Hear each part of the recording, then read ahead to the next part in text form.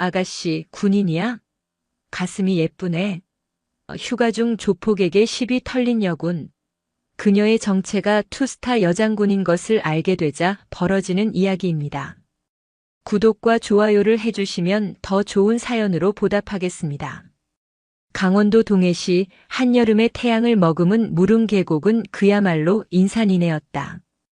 쪽빛 하늘 아래 두타산과 청옥산의 장대한 산세가 병풍처럼 둘러싼 계곡은 자연이 빚어낸 거대한 수영장이었다. 아이들의 해맑은 웃음소리가 청아한 물소리와 뒤섞여 퍼져나갔고 그늘진 바위마다 자리를 잡은 가족들의 얼굴에는 평화로운 미소가 가득했다. 매캐한 도시의 먼지를 씻어내기에 이보다 더 좋은 곳은 없어 보였다. 그 인파 속 유난히 눈에 띄는 한 사람이 있었다. 새하얀 반소매 티셔츠에 활동하기 편한 검은색 반바지, 머리를 질끈 묶어 올린 모습은 영락없는 20대 후반의 아가씨였다. 자결하는 태양 아래에서도 잡티 하나 없이 맑은 피부와 나이를 가늠하기 어려운 앳된 얼굴은 주변의 시선을 끌기에 충분했다. 하지만 그녀의 눈빛은 달랐다. 계곡의 풍경을 담고 있는 듯 하면서도 그 깊이를 알 수 없는 심연처럼 고요하고 단단했다. 그 눈빛은 평범한 휴양객의 것이 아니었다. 그녀의 이름은 백호란. 대한민국 해병대 역사상 최초의 여성 투스타 제1사단장 소장. 포항의 해병대 제1사단 일명 해룡부대를 지휘하는 그녀는 전군에서도 손꼽히는 전설적인 인물이었다. 해병대 수색대 장교로 임관하여 온갖 험지를 누볐고 남성 군인들도 버티기 힘든 지옥 같은 훈련을 밥 먹듯 이겨냈다. 그녀의 이름 앞에는 늘 최초라는 수식어가 따라다녔다. 최초의 여성 해병대 수색팀장, 최초의 여성 대대장, 최초의 여성 연대장, 그리고 마침내 최초의 여성 사단장까지. 강철 같은 체력과 비상한 지략, 그리고 무엇보다 부하들을 아끼는 따뜻한 리더십으로 그녀는 살아있는 신화가 되었다. 하지만 지금 그녀는 계급장과 지휘봉을 모두 내려놓은 채 오롯이 혼자만의 휴가를 즐기고 있었다. 쉴 새 없이 울려대던 작전 전화기도 산더미처럼 쌓여있던 결제 서류도 없는 이곳에서의 시간은 그녀에게 주어진 달콤한 보상이었다. 차가운 계곡물에 발을 담그고 눈을 감자 포항 앞바다의 거친 파도 소리 대신 평화로운 물소리가 귓가를 간지렸다. 긴장으로 굳어있던 어깨 근육이 서서히 풀리는 기분이었다. 그 평화는 오래가지 않았다. 아, 씨발. 자리 존나 안 나네. 야, 거기 좀 비켜봐. 계곡의 정적을 깨는 거친 고함 소리가 울려 퍼졌다. 사람들의 시선이 일제히 소리가 나는 쪽으로 향했다. 누가 봐도 한눈에 조직폭력배임을 알 수 있는 무리가 나타난 것이다. 우락부락한 체격에 온몸을 뒤덮은 요란한 문신, 험상궂은 얼굴과 불쾌감을 주는 걸음걸이까지. 그들은 주변의 시선 따위는 아랑곳하지 않고 자신들의 존재감을 과시했다. 선두에 선 남자는 유독 눈에 띄었다. 배가 불룩 나온 비대한 몸집에 돼지머리 문신을 한 그는 북평 상어파의 행동대장 황만덕이었다. 그는 기름진 손으로 닭다리를 뜯으며 주변을 훑어보았다. 그의 옆에는 비쩍 마른 몸에 날카로운 눈매를 한 칼치와 머리를 노랗게 물들인 노랑대가리가 그림자처럼 붙어 있었다. 어이 영감님, 나이 처먹었으면 집구석에서 쉴 것이지 왜 여기까지 기어나와서 좋은 자리는 다 차지하고 지랄이야? 황만덕의 표적이 된 것은 돗자리를 펴고 손녀와 함께 쉬고 있던 한 노인이었다. 노인은 손녀가 놀랄까 싶어 아이를 품에 안으며 조심스럽게 말했다. 젊은이들 여러 사람이 함께 쉬는 곳인데 조금만 조용히 해주게나. 조용히? 이 영감탱이가 돌았나? 야, 우리가 돈 내고 노는데 내 놈이 무슨 상관이야. 여기가 네 땅이야? 황만덕은 닭뼈를 노인 쪽으로 휙 던졌다. 뼈는 노인의 돗자리 위로 떨어졌다. 노인의 손녀딸이 겁을 먹고 울음을 터뜨렸다. 할아버지 무서워. 저 아저씨들 이상해. 괜찮다, 아가. 괜찮아. 노인은 손녀를 다독였지만 그의 얼굴에도 수치심과 분노가 스쳐 지나갔다. 주변 사람들은 모두 불쾌한 표정으로 그들을 쳐다보았지만 누구 하나 선뜻 나서는 사람은 없었다. 괜히 엮였다가 무슨 봉변을 당할지 모른다는 두려움 때문이었다. 그들의 침묵은 조폭들의 기세를 더욱 살려줄 뿐이었다. 꺼져. 늙은이는 물 흐리니까 저쪽 땡볕으로 꺼지라고. 이 자리는 우리가 쓴다. 황만덕이 노인의 어깨를 거칠게 밀쳤다. 노인이 휘청하며 뒤로 넘어질 뻔한 순간이었다. 그때였다. 차가운 계곡물처럼 맑고 청아하지만 그 안에 강철 같은 심지를 담은 목소리가 나지막이 울려 퍼졌다. 거기 그만하시죠. 백호란이었다. 그녀는 어느새 물에서 나와 조폭 무리와 노인 사이에 서 있었다. 작은 체구였지만 그녀의 존재감은 거구의 황만덕을 압도하고도 남았다. 황만덕의 시선이 백호란의 머리부터 발끝까지를 음흉하게 훑었다. 젖은 머리카락, 티셔츠 아래로 드러난 탄탄한 몸의 실루엣, 그리고 앳된 얼굴. 그는 비열한 웃음을 지으며 입을 열었다. 오호, 아가씨가 정의의 사도라도 되시나? 근데 몸매는 아주 끝내주네. 우리랑 같이 놀까? 오빠가 재밌게 해줄게. 옆에 있던 칼치와 노랑대가리도 추잡한 말을 거들었다. 형님, 저런 여자가 밤에는 죽여준다던데요? 얼굴도 반반한 게 술 한 잔 따라주면 딱 좋겠네. 온갖 성희롱적인 발언이 그녀에게 쏟아졌다. 주변 사람들은 안타까운 눈으로 그녀를 바라보았다. 저 예쁜 아가씨가 괜히 나섰다가 큰일 나겠구나 하는 걱정 어린 시선들이었다. 하지만 백호란의 표정에는 티끌만 한 동요도 없었다. 그녀의 눈은 오히려 차갑게 식어갔다. 그것은 먹잇감을 발견한 최상위 포식자의 눈빛이었다. 마지막 경고입니다. 노인분께 사과하고 여기서 조용히 사라지세요. 그녀의 목소리는 여전히 나지막했지만 그 안에는 거역할 수 없는 위험이 서려 있었다. 하지만 술과 오만함에 취한 황만덕에게는 그저 가짜는 허세로 들릴 뿐이었다. 시발 존만한 년이 어디서 명령질이야. 오냐, 내년이 오늘 아주 좋은 꼴을 보고 싶어서 환장을 했구나. 황만덕은 육중한 몸을 움직여 백호란의 머리채를 잡기 위해 손을 뻗었다. 그의 더러운 손이 그녀의 뺨을 스치려는 찰나였다. 번개보다 빠른 움직임이었다. 백호란은 몸을 살짝 비트는 동시에 황만덕의 손목을 낚아챘다. 그리고는 지체 없이 그의 팔꿈치 관절을 꺾어버렸다. 끄아악! 계곡이 떠나갈 듯한 비명이 터져나왔다. 육중한 황만덕의 몸이 종이 인형처럼 힘없이 무너져 내렸다. 그의 팔은 기괴한 각도로 꺾인 채였다. 백호란은 거기서 멈추지 않았다. 무릎으로 그의 명치를 정확하게 가격했다. 컥 하는 소리와 함께 황만덕은 숨을 제대로 쉬지 못한 채 바닥을 나뒹굴었다. 이 시발년이. 상황 파악이 안 된 칼치와 노랑대가리가 욕설을 내뱉으며 동시에 달려들었다. 칼치는 주머니에서 접이식 칼을 꺼내기까지 했다. 하지만 그들의 어설픈 공격은 대한민국 최고의 특수요원 출신인 백호란에게는 어린아이의 재롱 수준이었다. 백호란은 칼치의 칼을 든 팔을 가볍게 흘려보내며 그의 옆구리를 팔꿈치로 가격했다. 갈비뼈가 부러지는 둔탁한 소리가 울렸다. 칼치는 비명조차 지르지 못하고 쓰러졌다. 이어서 달려들던 노랑대가리의 턱을 향해 그녀의 발차기가 장렬했다. 군화도 신지 않은 맨발이었지만 그 위력은 쇠몽둥이와도 같았다. 턱뼈가 부서진 노랑대가리는 두 눈을 뒤집은 채 그대로 기절해버렸다. 순식간이었다. 10초도 채 되지 않는 시간에 건장한 조폭 3명이 속수무책으로 쓰러졌다. 계곡의 모든 소음이 멎었다.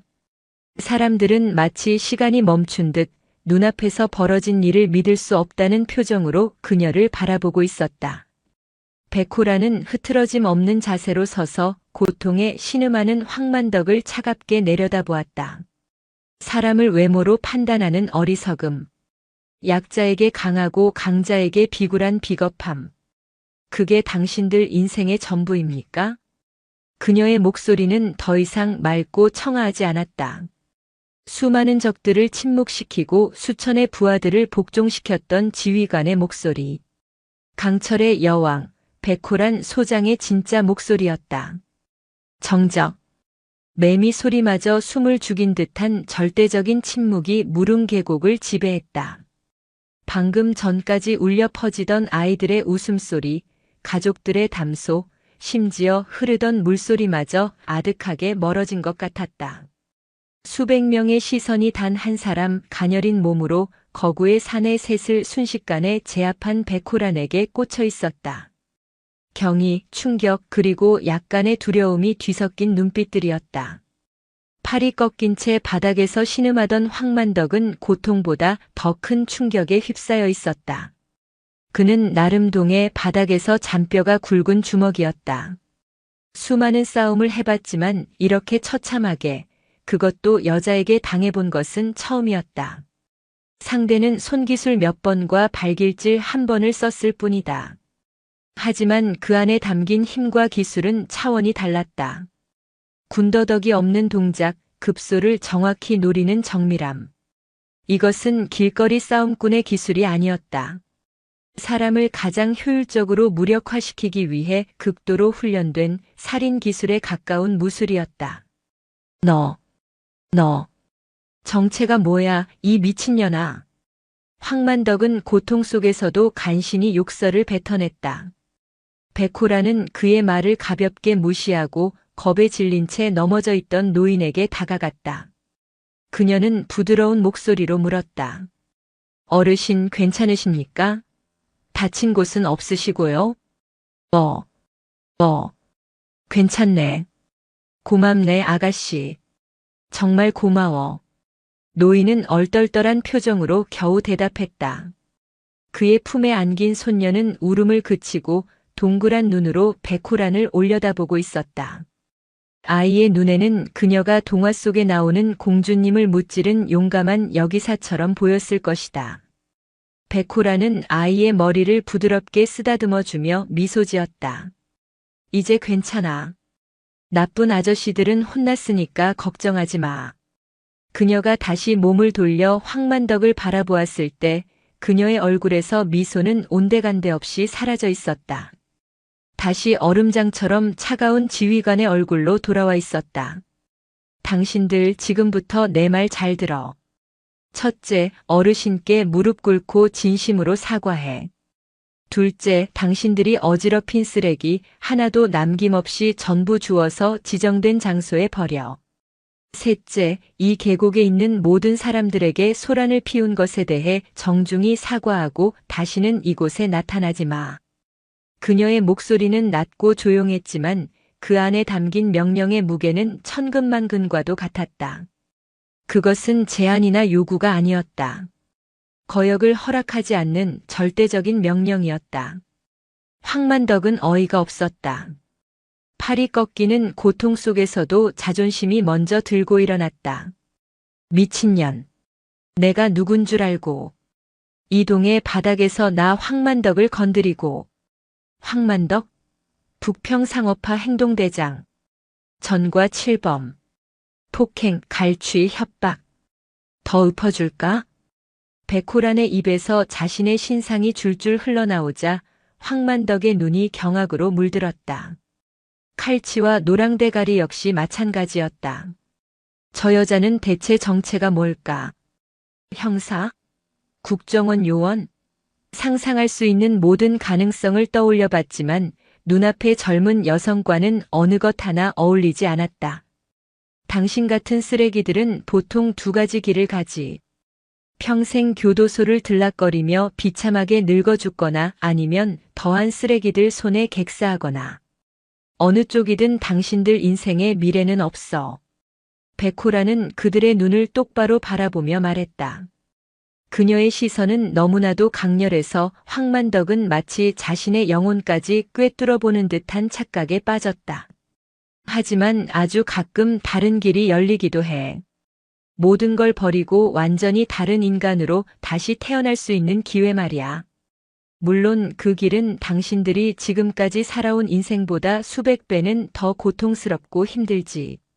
매일 자신을 죽이고 다시 태어나는 과정을 반복해야 하니까. 그녀의 말은 조폭들에게는 너무나도 낯선 이야기였다. 그들은 힘과 폭력, 돈이 전부인 세계에서 살아왔다. 다시 태어난다는 말의 의미조차 이해할 수 없었다. 개소리 집어치워. 경찰. 그래, 경찰에 신고할 거야. 이건 명백한 폭행이야. 황만덕이 마지막 발악처럼 소리쳤다. 그때였다. 주변에서 수군거리던 사람들 중 한 명이 용기를 내어 외쳤다. 경찰은 무슨? 당신들이 먼저 시비 걸고 할아버지를 밀쳤잖아요. 우리가 다 봤어요. 그의 말을 시작으로 여기저기서 목소리가 터져 나왔다. 맞아요. 저 아가씨가 아니었으면 큰일 날 뻔했어요. 저런 인간들은 더 당해야 돼. 속이 다 시원하네. 여론은 완전히 백호란의 편이었다. 조폭들의 편을 들어줄 사람은 아무도 없었다. 자신들이 뿌린 대로 거두고 있는 셈이었다. 백호란은 자신의 스마트폰을 꺼내들었다. 그리고는 어디론가 전화를 걸었다. 그녀의 입에서 나온 말은 그곳에 있던 모든 사람들을 다시 한번 충격에 빠뜨렸다. 통신보안. 여기는 해룡. 현재 위치 강원도 동해시 무릉계곡. 민간인에 대한 위협 상황 발생하여 조치 완료. 관할 경찰서에 상황 전파하고 헌병대 수사과 요원 2명 즉시 출동시켜. 대상자 3명 신병 확보해서 부대로 인계할 것. 의상. 해룡. 그것은 해병대 제1사단장을 의미하는 호출보호였다. 헌병대, 부대 인계 같은 용어들은 그녀가 민간인이 아님을, 그것도 군 관계자임을 명백히 보여주고 있었다. 전화를 끄는 백호란이 황만덕에게 다가갔다. 그녀는 그의 귓가에 조용히 하지만 등골이 서늘해질 만큼 차가운 목소리로 속삭였다. 나는 대한민국 해병대 제1사단장 소장 백호란이다. 황만덕의 눈이 터질 듯이 커졌다. 소장. 별 2개. 사단장. 그것도 악명 높기로 소문난 해병대 사단장. 눈앞에 이액된 여자가? 그는 자신의 귀를 의심했다. 하지만 그녀의 눈빛, 그녀에게서 뿜어져 나오는 압도적인 기세는 거짓말을 하고 있지 않았다. 내 놈들이 오늘 건드린 건 평범한 여자가 아니다. 대한민국 해병대 그 자체를 건드린 거다. 절망. 황만덕의 얼굴에 짙은 절망의 그림자가 드리워졌다. 경찰서에 가는 것과는 차원이 다른 문제였다. 군, 그것도 해병대 사단장에게 직접 밉보였다. 인생이 끝장났다고 생각했다. 내가 아까 3가지를 명령했지. 그대로 실시한다. 지금 당장. 백호란의 명령에 황만덕은 더 이상 저항할 생각을 하지 못했다. 그는 꺾인 팔의 고통을 애써 참으며 나머지 2부하를 일으켜 세웠다. 그리고는 3사람 모두 노인 앞에 나란히 무릎을 꿇었다. 어르신 죄송합니다. 저희가 죽을 죄를 지었습니다. 황만덕의 입에서 나온 사과는 진심에서 우러나온 것이었다. 공포는 때로 사람을 가장 솔직하게 만드는 법이다. 그는 바닥에 머리를 찌우며 용서를 구했다. 노인은 어쩔 줄 몰라 하며 백호란을 바라보았다. 백호란은 말없이 고개를 끄덕였다. 노인이 마지못해 용서의 뜻을 내비치자 그들은 비틀거리며 일어나 계곡 주변에 널브러진 쓰레기들을 줍기 시작했다. 맥주캔, 과자 봉지, 닭뼈. 자신들이 버린 쓰레기뿐만 아니라 다른 사람들이 버린 쓰레기까지 묵묵히 주었다. 그 모습을 지켜보던 사람들의 표정은 복잡 미묘했다. 마지막으로 황만덕은 계곡에 있는 모든 사람들을 향해 허리를 숙였다. 소란을 피워 정말 죄송합니다. 다시는 이런 일 없도록 하겠습니다. 그들의 진심 어린 사과에 사람들은 딱딱하게 굳었던 표정을 풀고 박수를 보내기 시작했다. 처음에는 몇몇 사람이었지만 곧 계곡 전체가 박수 소리로 가득 찼다. 그것은 백호란의 용기 있는 행동에 대한 찬사이자 자신들의 잘못을 뉘우치는 조폭들에게 보내는 격려의 박수였다. 상황이 정리될 무렵 멀리서 경찰차와 군용 지프가 사이렌을 울리며 달려오는 것이 보였다. 강철 나비의 작은 날갯짓이 무릉 계곡의 여름 풍경을 완전히 바꾸어 놓은 순간이었다. 경찰차와 검은색 군용 지프가 계곡 입구에 멈춰 서자 주변의 소란은 새로운 국면을 맞이했다. 차에서 내린 것은 동해경찰서 소속 경찰관 2명과 군사경찰완장을 찬 해병대 헌병대 수사관들이었다. 그들은 주변을 둘러싼 인파를 해치고 현장 중심으로 다가왔다. 선임으로 보이는 헌병대 상사가 백호란을 발견하고는 걸음을 멈추고 우렁찬 목소리로 경례를 외쳤다. 필승, 사단장님께 대하여 경례. 상사 김진수. 그래, 수고 많다. 백호란이 가볍게 손을 들어 경례를 받자 주변 사람들은 다시 한번 술렁였다. 사단장님이라는 호칭은 그녀의 정체를 의심했던 사람들에게 쐐기를 박는 말이었다. 저 가녀리고 젊어 보이는 여성이 정말로 별을 단 장군, 그것도 최정예 해병대 사단의 지휘관이라는 사실을 눈앞에서 확인한 것이다. 경찰관들 역시 당황한 기색이 역력했다. 민간인 간의 단순 폭행 시비인 줄 알고 출동했는데 현장에 현역 사단장이 있을 줄은 꿈에도 몰랐던 것이다. 백호라는 김진수 상사에게 조용히 상황을 설명했다. 그녀의 설명은 간단 명료했다. 불량배들이 소란을 피우며 노약자를 위협했고 이를 제지하는 과정에서 약간의 물리적 충돌이 있었으나 현재는 당사자들이 깊이 반성하고 있으며 원만히 해결되었다는 내용이었다. 군의 위신이나 자신의 무력 사용에 대한 언급은 일절 없었다. 공을 내세우기보다 조용히 상황을 수습하려는 지휘관의 품격이 느껴지는 대처였다.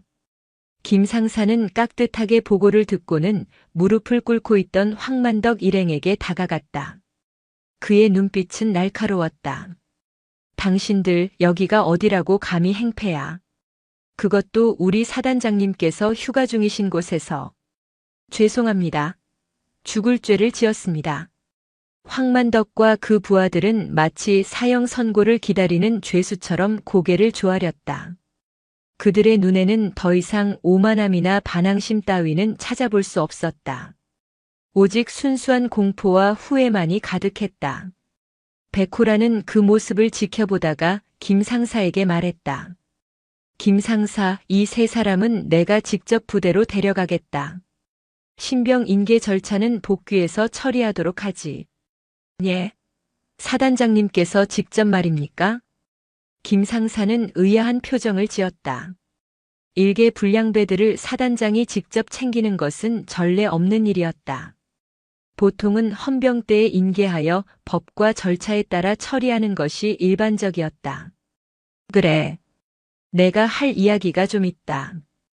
백호란의 단호한 말에 김 상사는 더 이상 묻지 않고 복종했다. 알겠습니다. 하는 우렁찬 대답만이 돌아왔다. 백호란은 다시 황만덕에게 시선을 돌렸다. 일어서라. 황만덕 일행은 비틀거리며 자리에서 일어났다. 백호란은 그들을 헌병대 지프가 아닌 자신이 타고 온 평범한 검은색 승용차 쪽으로 이끌었다.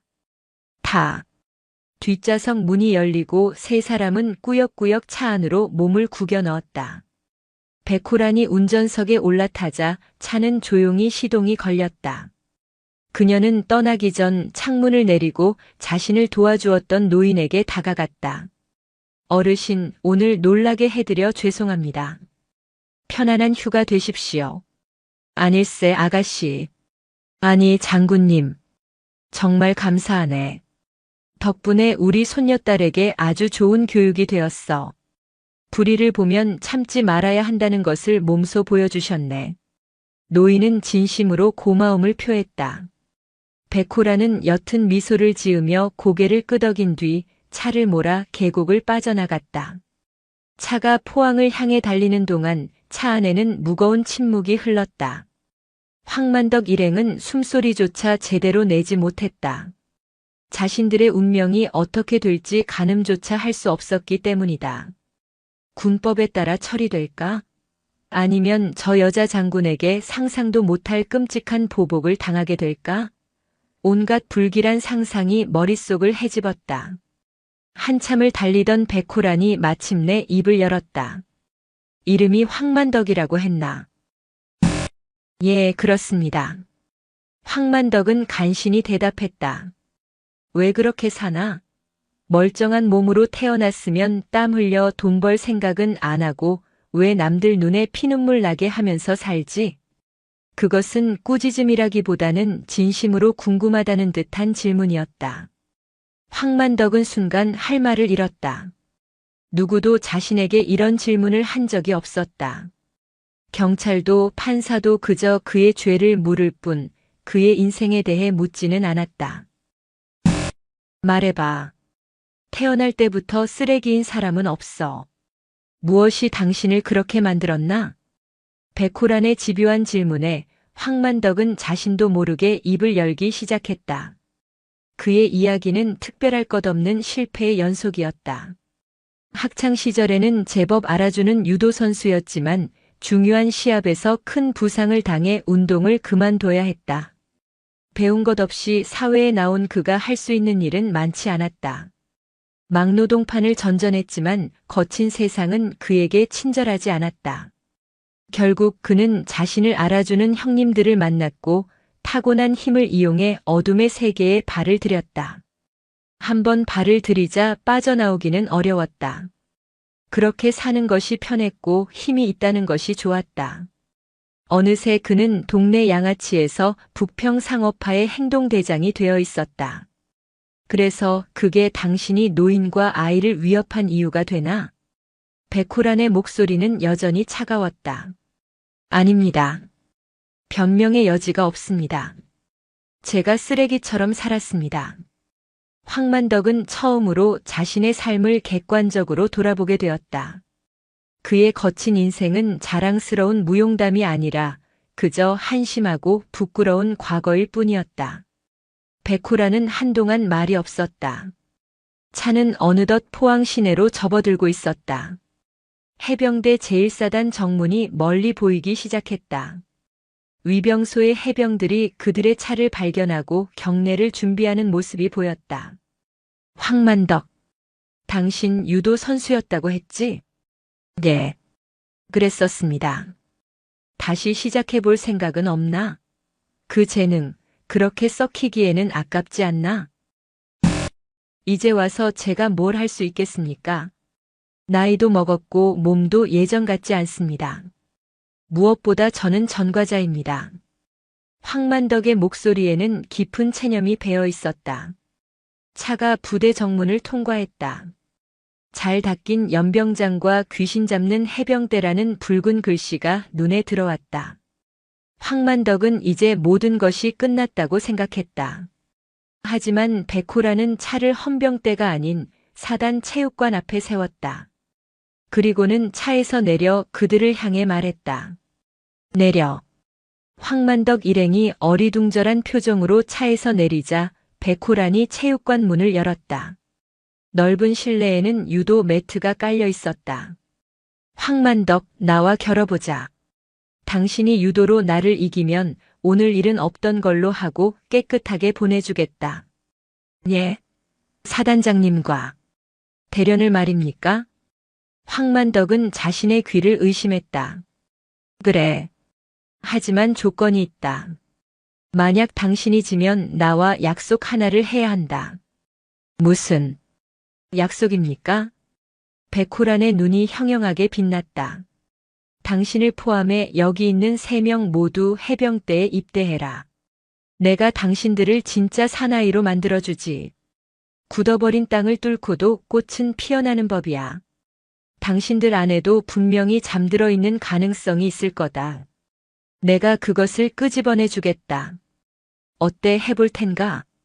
그것은 상상조차 해보지 못한 너무나도 파격적인 제안이었다.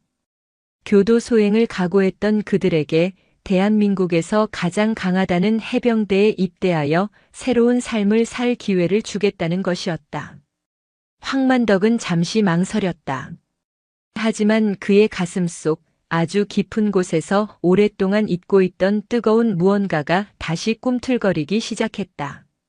그것은 패배감과 열등감에 짓눌려 있던 한때 유도의 모든 것을 걸었던 소년의 열정이었다.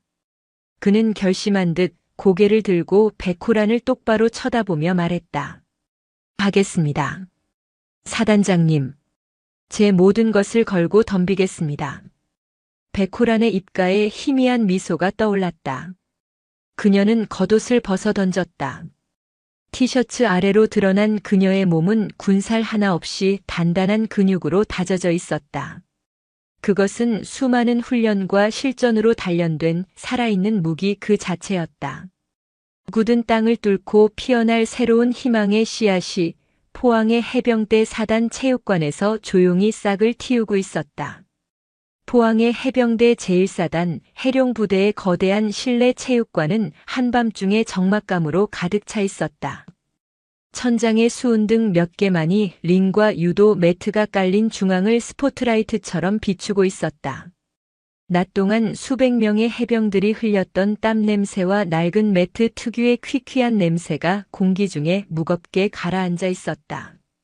체육관 구석에는 칼치 이치산과 노랑대가리 김춘식이 잿빛이 된 얼굴로 마치 사형 집행을 기다리는 죄수처럼 서로의 몸에 기댄 채 떨고 있었다. 그들 앞 넓은 유도 매트 중앙에 두 사람이 마주 서 있었다. 한 명은 황만덕. 그는 거추장스러운 윗옷을 벗어 던졌다. 불룩하게 솟은 복부와 거대한 가슴팍을 뒤덮은 문신이 조명 아래 번들거렸다. 북평 바다를 삼킬 듯한 상어의 아가리와 탐욕스럽게 웃는 돼지머리가 그의 지난 세월을 대변하는 듯 흉측하게 꿈틀거렸다. 그는 주먹 세 개에서 뼈가 굵은 자신의 육체를 굳게 믿고 있었다. 하지만 지금 그의 등줄기로는 식은 땀이 비오듯 흘러내렸다. 상대는 여성이었다. 그러나 평범한 여성이 아니었다. 대한민국 해병대의 심장이라 불리는 제1사단을 지휘하는 현역 소장 백호란이었다. 백호란은 휴가 때 입었던 편안한 티셔츠와 반바지 차림 그대로였다. 유도복조차 갖춰 입지 않았다. 그저 맨발로 잡티 하나 없는 맑은 얼굴로 그를 바라보고 있을 뿐이었다. 하지만 그녀의 가녀린 팔다리에서 뿜어져 나오는 기운은 문신으로 중무장한 황만덕의 허세를 초라하게 만들었다. 그녀의 몸은 군살이라곤 찾아볼 수 없는 오직 실전과 극한의 훈련으로만 벼려낸 강철 근육 그 자체였다. 그녀의 고요한 눈빛은 이미 황만덕의 모든 움직임, 모든 호흡, 심지어 공포심까지 꿰뚫어 보고 있는 듯 했다. 시작해. 백호란의 나직한 목소리가 텅 빈 체육관을 울렸다. 그것은 대련의 시작을 알리는 신호이자 황만덕의 과거를 심판하는 종소리 같았다. 황만덕은 침을 꿀꺽 삼켰다. 이건 기회다. 여자를 상대로 그것도 유도로 진다고. 내 비록 운동을 그만둔 지 오래되었지만 왕년에 가락이 있다. 저 조그만 여자를 매다 꽂는 건 일도 아니야. 그는 스스로에게 최면을 걸었다. 공포를 분노로 두려움을 객기로 바꾸려 애썼다. 크아! 그는 짐승 같은 기합을 내지르며 백호란을 향해 돌진했다. 거대한 체중을 실어 그녀를 올가매고 힘으로 으스러뜨릴 작정이었다.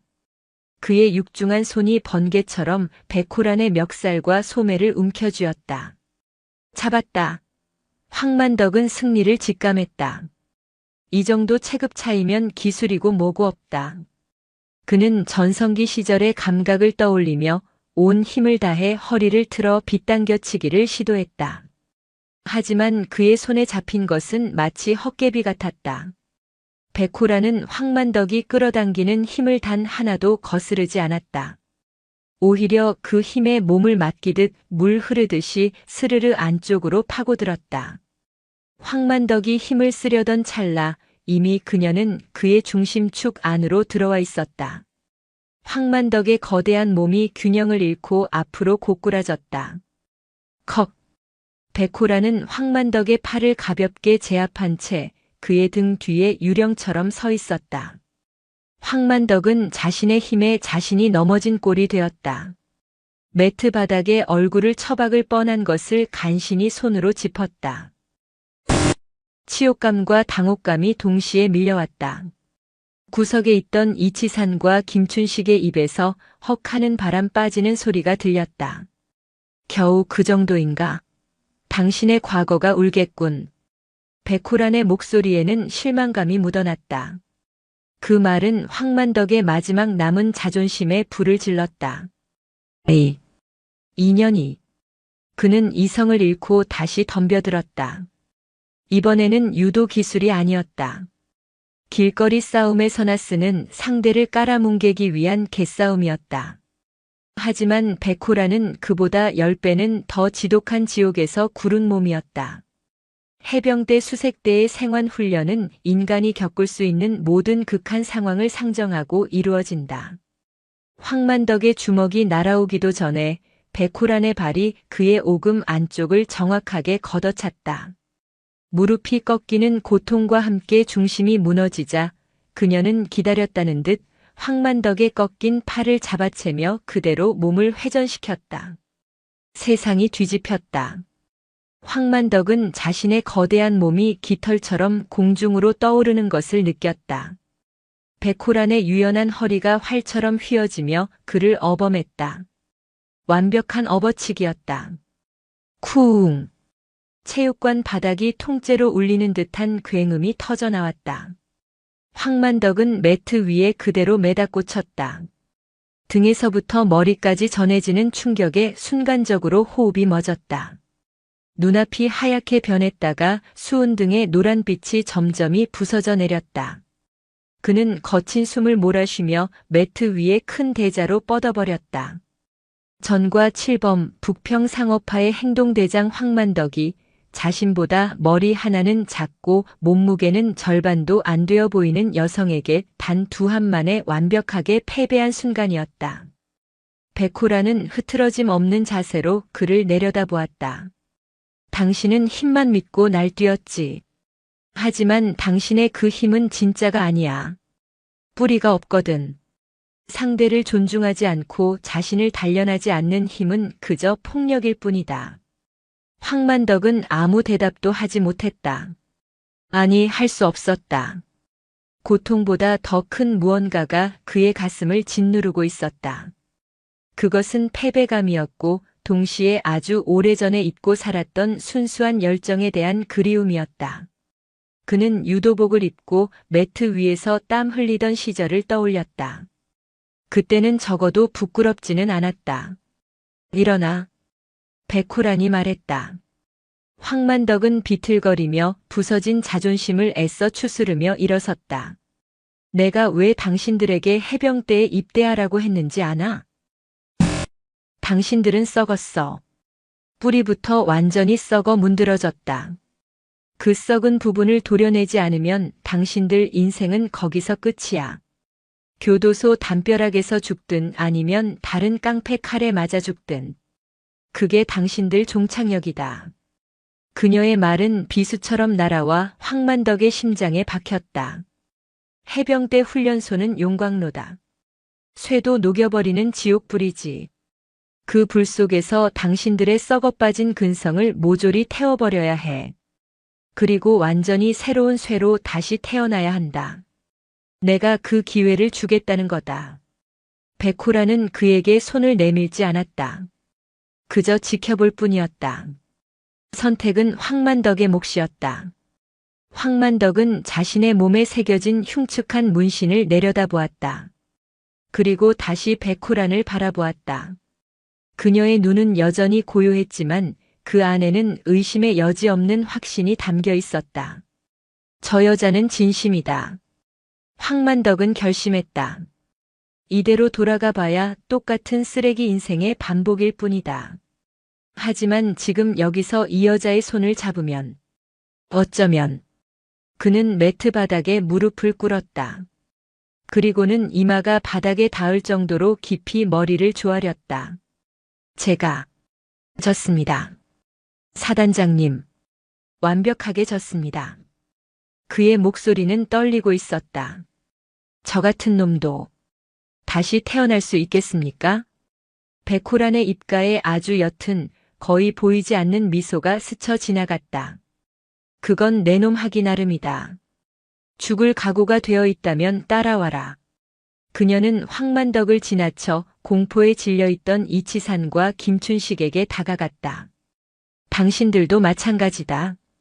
지금이라도 도망가고 싶다면 보내주겠다. 하지만 저자와 함께 지옥불로 뛰어들 각오가 섰다면 내일 아침 해가 뜰 때 당신들의 그 요란한 머리카락을 전부 밀고 연병장으로 나와. 내일부로 당신들은 조폭 황만덕이 아니라 해병대 훈련병 황만덕이다. 백호라는 마지막 말을 남기고 텅 빈 체육관을 유유히 빠져나갔다. 체육관에는 무거운 정적과 함께 새 사내의 거친 호흡소리, 그리고 새로운 운명의 문이 열리는 육중한 소리만이 남아있었다. 다음 날 새벽 동이 트기도 전에 푸르스름한 어둠이 해병대 교육훈련단 연병장을 감싸고 있었다. 바다에서 불어오는 축축하고 짠 내음 가득한 바람이 훈련병들의 얇은 활동복을 사정없이 파고들었다. 황만덕, 이치산, 김춘식은 그 대열의 가장 끝에 서 있었다. 그들의 머리는 어젯밤의 흔적을 찾아볼 수 없을 정도로 시퍼렇게 밀려 있었다. 특히 김춘식의 자랑이던 노란 머리카락은 흔적도 없이 사라져 어색하게 빛나는 두상이 유난히 돋보였다. 그들의 눈은 밤새 한숨도 자지 못한 탓에 퀭했지만 그 안에는 공포와 함께 정체 모를 결의가 뒤섞여 있었다. 흐하암. 이치산이 긴장을 감추려 하품을 하는 순간이었다. 어이, 거기, 대가리 박아. 악마의 목소리였다. 그들의 눈앞에 땅딸막하지만 다부진 체격의 한 사나이가 서 있었다. 그의 전투복에는 박광일이라는 이름표와 함께 교관을 상징하는 붉은 모자가 씌워져 있었다. 그는 해병대 교육훈련단에서도 가장 악랄하기로 소문난 독사 박광일 중사였다. 그의 눈은 정말 독사처럼 훈련병들의 가장 약한 구석을 찾아내려는 듯 이글거리고 있었다. 죄송합니다. 이치산이 어설프게 대답하자 박 중사의 고함 소리가 연병장을 찢었다. 누구 멋대로 대답하나. 훈련병. 목소리 그것밖에 안 나와. 전원 대가리 박아. 실시. 황만덕을 포함한 신병 중대 전원이 비명 같은 기압과 함께 아스팔트 바닥에 머리를 박았다. 사회에서는 상상도 할 수 없는 일이었다. 황만덕은 북평 바닥에서 자신에게 고개 숙이지 않는 이가 없었다. 하지만 이곳에서 그는 그저 번호로 불리는 훈련병일 뿐이었다. 치욕감이 밀려왔지만 어젯밤 백호란에게 매다 꽂혔던 순간을 떠올리며 이를 악물었다.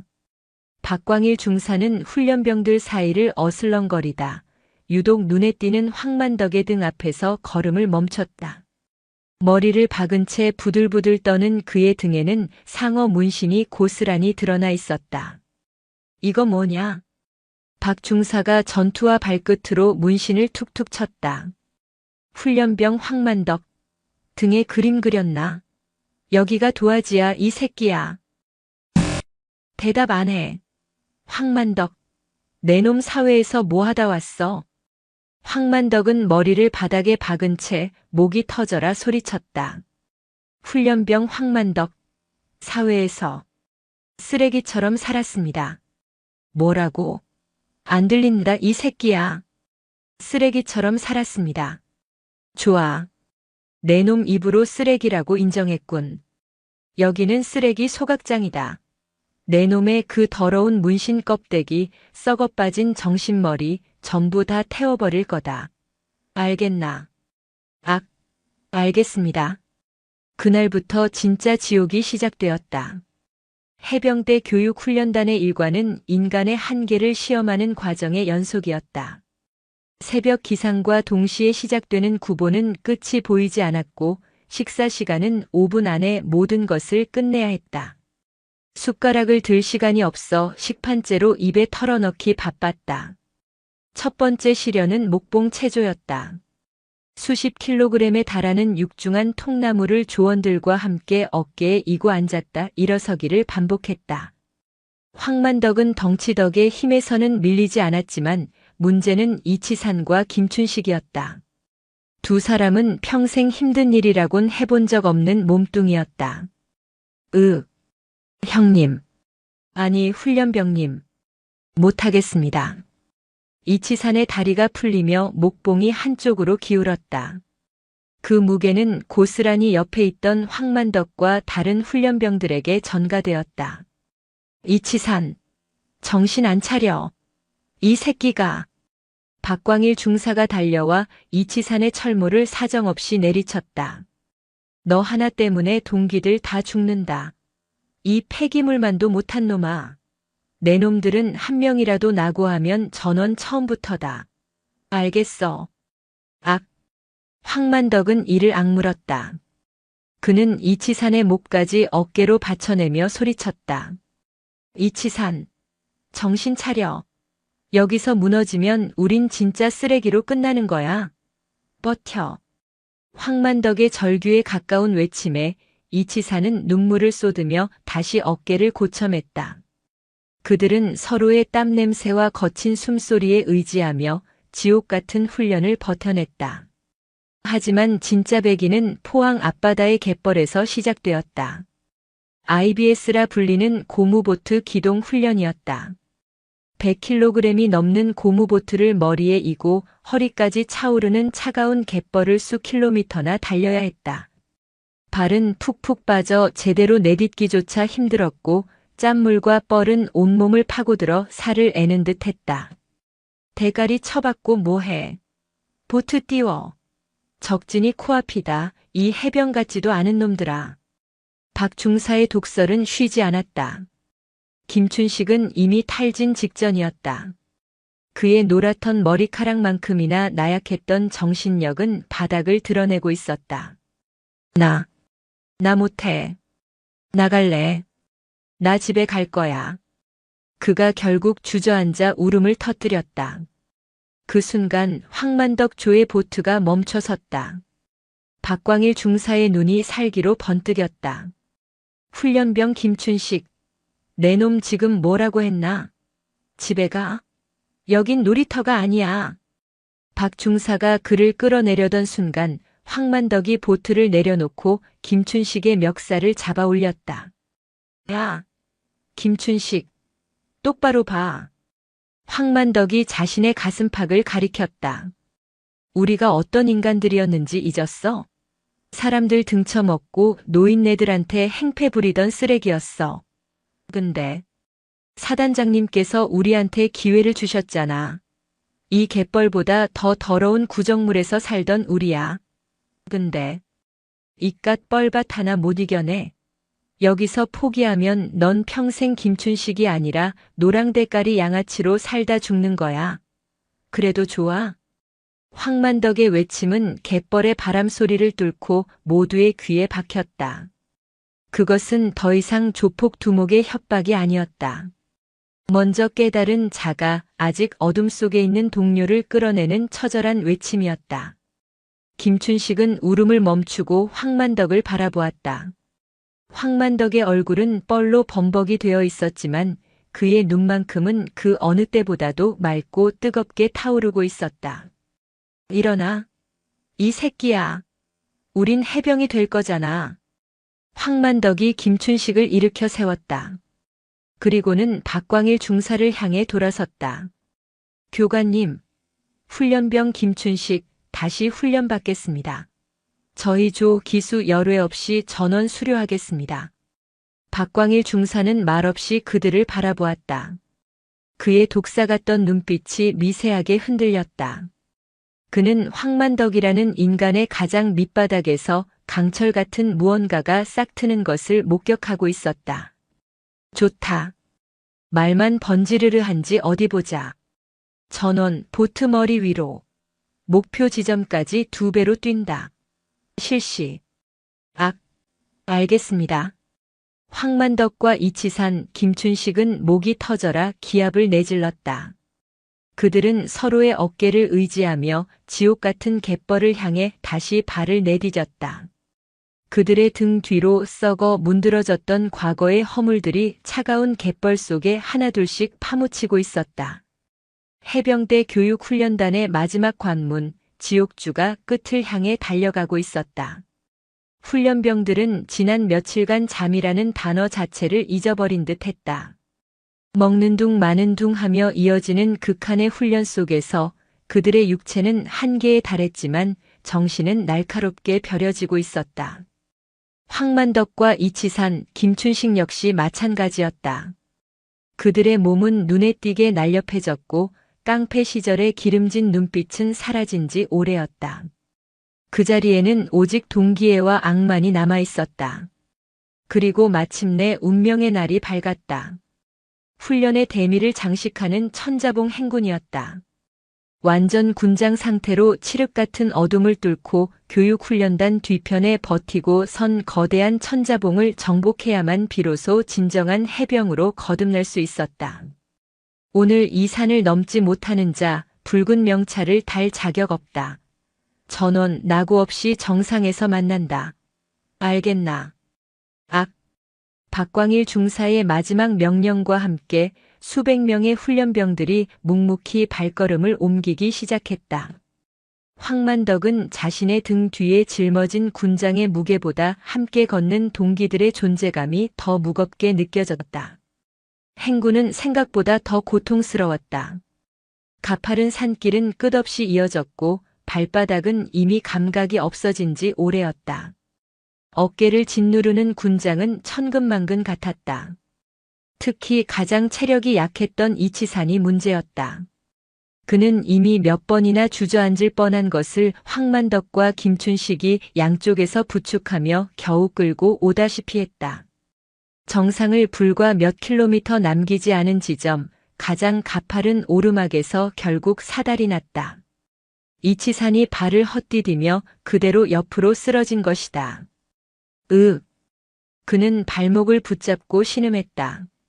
심하게 접질린 발목은 순식간에 부어오르기 시작했다. 이치산, 괜찮아? 황만덕이 달려갔지만 이치산은 고개를 저었다. 그의 눈에는 절망이 가득했다. 틀렸어. 난 여기까지인가 봐. 먼저 가, 만덕아. 나 때문에 너희들까지. 무슨 개소리야. 일어나. 황만덕이 그를 일으키려 했지만 이치산은 발에 힘을 주지 못했다.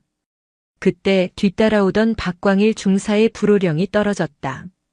뭐하고 있나? 나고자는 버리고 간다. 황만덕 비켜. 안 됩니다. 황만덕이 이치산 앞을 가로막고 버티어 섰다. 교관님, 훈련병 이치산 부상입니다. 하지만 낙오시킬 수 없습니다. 규정이다. 움직이지 못하는 훈련병은 구급조에 인계한다. 넌 내 갈 길 가. 싫습니다. 황만덕의 눈이 이글거렸다. 그는 박광일 중사의 살기 어린 시선을 정면으로 마주보았다. 교관님께서 가르쳐 주셨습니다. 해병은 동기를 버리지 않는다고. 이곳에 이치산을 버리고 가는 것은 제 자신을 버리고 가는 것과 같습니다. 제가 이치산을 업고 가겠습니다. 연병장이 떠나가라 울리는 외침이었다. 박광일 중사는 순간 할 말을 잃었다. 자신을 노려보는 황만덕의 눈빛에서 그는 더 이상 북평 상업화의 쓰레기를 볼 수 없었다. 그곳에는 자신의 전우를 지키기 위해 모든 것을 내던질 준비가 된 한 마리의 사나운 해병이 서 있었다. 황만덕은 망설이지 않았다. 자신의 군장을 김춘식에게 넘기고 이치산의 소총을 받아들었다. 그리고는 이치산을 자신의 등 위에 둘러엎었다.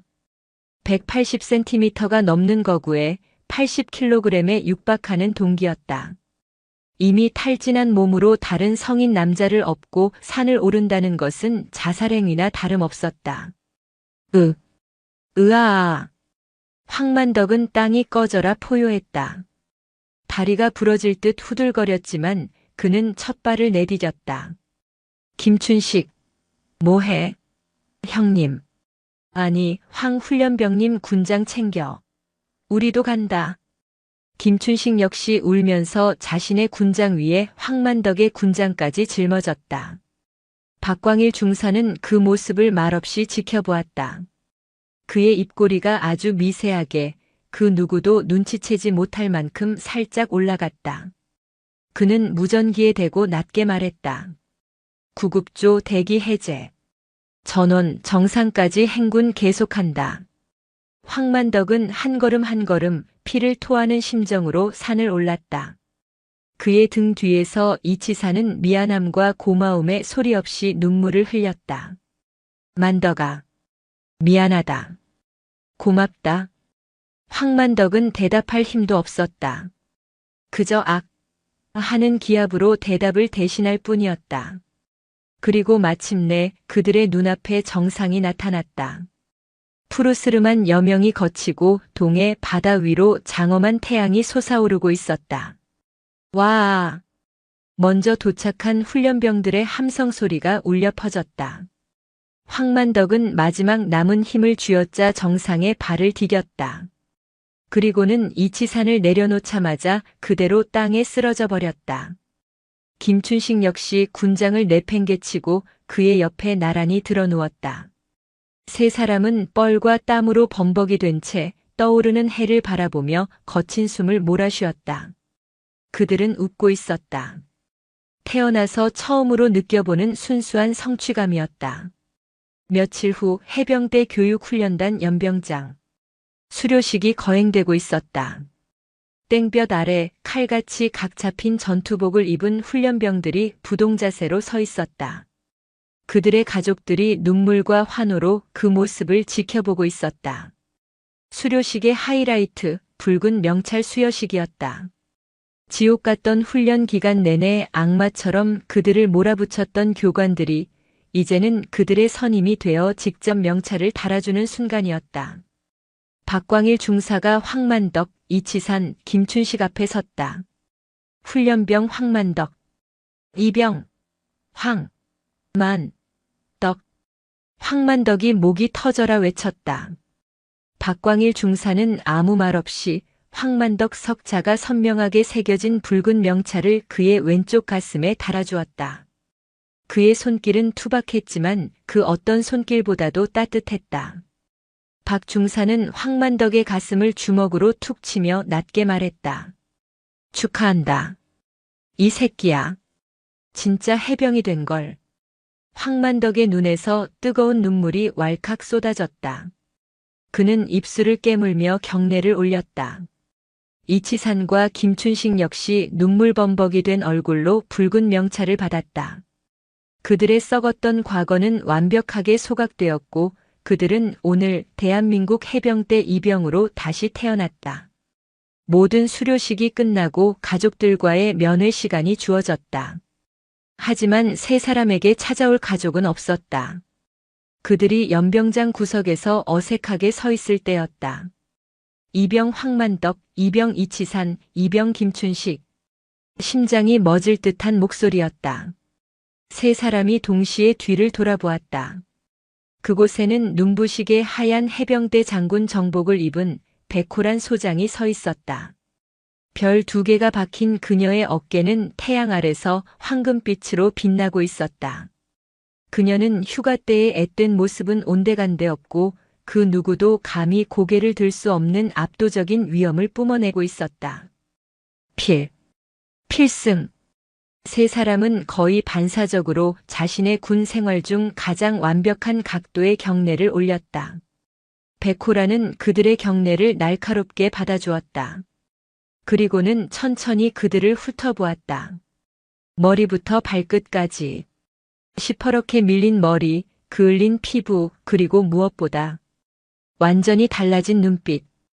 가슴에 단 명찰이 꽤 잘 어울리는군. 사단장님, 내일부터 너희 세 사람은 내 부대 해병대 제1사단으로 전입한다. 황만덕의 눈이 커졌다. 천자봉에서 동기를 업고 올랐다는 보고를 받았다. 그 정신 잊지 마라, 황만덕 이병. 그게 바로 내 놈이 오늘 그 자리에 서 있는 이유고 내가 내 놈들에게 기회를 준 이유다. 백호란의 목소리는 여전히 차가웠지만 그 안에는 분명한 인정이 담겨 있었다. 황만덕은 자신의 인생에서 처음으로 누군가에게 진심으로 인정받았다는 사실에 온몸이 떨려왔다. 사단장님, 감사합니다. 이병 황만덕. 죽을 때까지 이 은혜 잊지 않고 해병대의 방패가 되겠습니다. 은혜는 갚을 필요 없다. 다만 오늘 너희가 흘린 눈물과 땀의 의미를 잊지 말고 조국과 해병대를 위해 부끄럽지 않은 군인이 되어라. 그것이 너희가 나에게 보답하는 유일한 길이다. 알겠나? 알겠습니다. 세 사람의 우렁찬 대답이 포항의 푸른 하늘을 찔렀다.